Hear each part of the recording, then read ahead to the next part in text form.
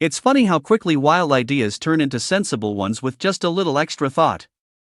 That was my reaction after reading one of Conor Orr's coaching cycle columns. Few people cover coaching openings better, and one comment in particular stood out. He didn't rule out the possibility of a team trading for a head coach to replace an underperforming one. At first, it sounds outrageous. Then you think about it, and suddenly it doesn't feel so crazy. Coaches have value, especially established ones. Yet teams almost never consider cashing in on that value while it's high. Imagine what the Browns could have received had they traded Kevin Stefanski a year or two ago instead of firing him later for nothing. Now he's thriving elsewhere, and Cleveland gained nothing in return. That idea alone opens the door to rethinking how teams manage leadership at the top.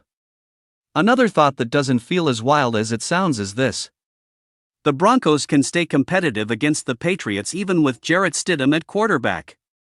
Denver is being overlooked as a home underdog, and much of that has to do with Bo Nix being sidelined. But that ignores two key factors. The Broncos have a tough defense, and they're playing at Mile High Stadium, which is never an easy environment for a visiting team. Stidham isn't just some emergency option. He's one of the more capable backups in the league and has proven he can push the ball downfield.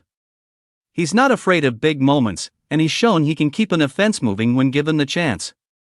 He lacks Nix's mobility, but he understands the system, has years of experience with Sean Payton, and knows how to manage a game.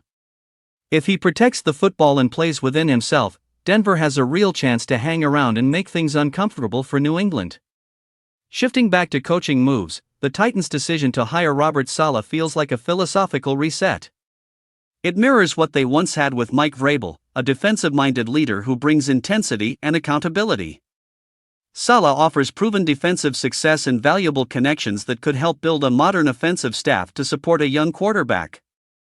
While his track record developing quarterbacks raises questions, it's also clear that circumstances in New York played a major role in those struggles. In Buffalo, the decision to retain general manager Brandon Beane while moving on from Sean McDermott is harder to understand. Both were tied together for years, and both share responsibility for falling short of a Super Bowl appearance with Josh Allen. Keeping one while firing the other suggests mixed messaging about accountability and direction. All of this circles back to one idea. More teams should be willing to trade their coaches. Value exists, urgency matters, and waiting too long often turns assets into liabilities. In today's NFL, thinking differently might be the smartest move of all.